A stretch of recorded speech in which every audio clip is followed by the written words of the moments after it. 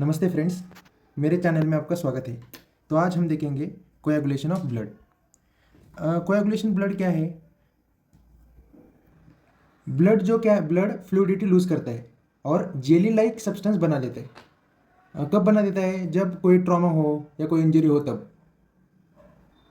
जो हमारा कोएगुलेशन है ना, वो एक कैस्केड सिस्टम से चलता है, यानी एक जो फैक्टर है दूसरे को एक्टिवेट करता है। तो उसके टोटल 13 फैक्टर्स, ये फाइब्रोनजेन, प्रोथ्रोम्बिन, ऐसे। तो एक ट्रिक है उसके लिए, क्या है? Freshers party tonight, come let sing and call seniors, please have fun. हमें पता है कि 13 फैक्टर्स है, उसमें से जो 6 थे ना, उसका प्रेजेंस प्रूव नहीं हुआ अभी तक। तो हम करते हैं अब इसको एक बार फिर से। फ्रेशर्स है तो क्या है? Fibrinogen, party prothrombin, tonight thromboplastin, come calcium, let's for labile factor, और जो सिंग है वो किसके लिए? स्टेबल फैक्टर के लिए, and anti haemophilic factor, call Christmas factor, senior Stuart prower factor, please plasma thromboplastin antecedent, have Hageman factor, and fun for fibrin stabilising factor. तो हमने क्या किया? सभी फैक्टर्स को याद किया। अब हम देखते हैं stages. Coagulation of blood is 3 stage. First is formation of prothrombin activator. हमें पहले क्या बनाना है? प्रोथ्रोम्बिन एक्टिवेटर को बनाना है। तो वो प्रोथ्रोम्बिन एक्टिवेटर क्या करेगा? Conversion of prothrombin into thrombin. और जो लास्ट आखिरी स्टेप है हमारा, वो क्या है? Conversion of fibrinogen into fibrin. So guys, हम आज अब देखेंगे प्रोथ्रोम्बिन एक्टिवेटर। प्रोथ्रोम्बिन एक्टिवेटर के 2 पाथवे है, एक है एक इंट्रिंसिक पाथवे और एक है एक्सट्रिंसिक पाथवे। इंट्रिंसिक पाथवे किसको बोलते हैं? अगर हमारे बॉडी के अंदर जो ब्लड वेसल्स होते हैं, उसके एंडोथेलियम को अगर कुछ डैमेज हुआ तो उससे क्या होता है? कोलेजन दिखने लगता है और प्लेटलेट्स आ जाती है। इससे ये होता है इंट्रिंसिक फैक्टर। और एक्सट्रिंसिक फैक्टर टिश्यू के ट्रॉमा की वजह से होता है। तो अब हम पहले देखेंगे इंट्रिंसिक पाथवे। इसमें क्या है? एंडोथेलियल डैमेज हुआ और कोलेजन एक्सपोर हुआ। तो जो 12th फैक्टर है ना, वो कोलेजन के एक्सपोजर की वजह से वो एक्टिवेट हो जाता है। और उसको एक्टिवेट करने के लिए कौन मदद करता है? कैलेक्रिन और हाई मॉलिकुलर वेट काइनोजन। अब नेक्स्ट स्टेप क्या है? जो 12th एक्टिवेटेड है वो 11th को एक्टिवेट करता है। किसकी मदद से? High molecular weight kininogen. अब 11th एक्टिवेटेड वो 9th को एक्टिवेट करता है। और यहाँ पर कौन लगता है? कैल्शियम और 4th। तो बच्चों ये देखो, 4th है ना, वो बहुत इंपॉर्टेंट है, एमसीक्यू को ये पूछते हैं। अब देखेंगे अगला स्टेप। जो 9th एक्टिवेटेड है वो 10th को एक्टिवेट करता है। और यहाँ पर क्या है? 8th है। 8th factor is necessary.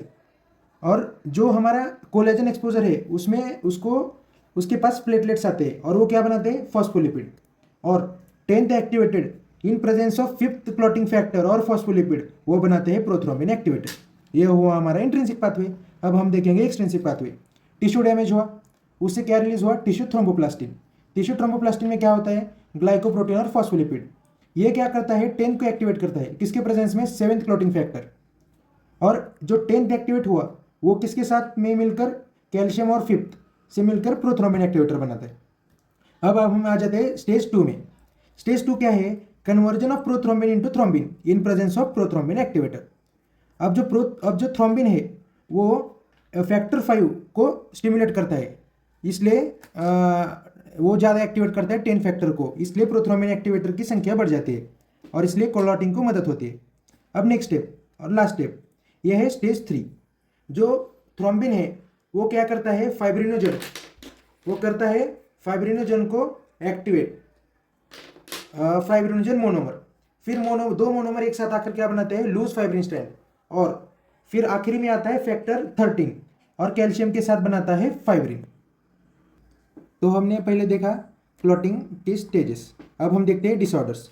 Clotting time की वजह से जो डिसऑर्डर होता है वो हीमोफिलिया है, और ब्लीडिंग टाइम की वजह से जो होता है वो परप्यूरा। अगर क्लॉटिंग टाइम बढ़ गया तो होता है हीमोफिलिया। तो हीमोफिलिया क्या है? अगर कोई इंजरी हो गई तो ब्लड बहता ही जाता है, क्लॉटिंग टाइम बढ़ जाता है। और उसके 3 टाइप से, haemophilia A, haemophilia B, haemophilia C. ये क्या है? Due to lack of formation of prothrombin activator. तो प्रोथ्रोम्बिन एक्टिवेटर कम क्यों बन रहा है? क्योंकि फैक्टर 8 की डिफिशियंसी है, या फैक्टर 9 की है, या फैक्टर 11 की है। अगर फैक्टर 8 की डिफिशियंसी है तो उसे बोलते हैं हीमोफिलिया ए या क्लासिक हीमोफिलिया। अगर फैक्टर 9 की डिफिशियंसी है तो उसे बोलते हैं क्रिसमस हीमोफिलिया। और फैक्टर 13 जो एक रेयर है। अब हम देखते हैं ब्लीडिंग टाइम की डिफिशियंसी, परप्यूरा। क्या होता है? ब्लीडिंग टाइम प्रोलॉन्ग होता है, इसलिए अगर इंटरलाइन ब्लीडिंग हो गई due to capillary destruction, then blood accumulates below the skin, so purple color appears. तो दोस्तों मैंने आपको क्लॉटिंग एंड कोएगुलेशन सब पढ़ाया है. Please subscribe, like and share. Thank you.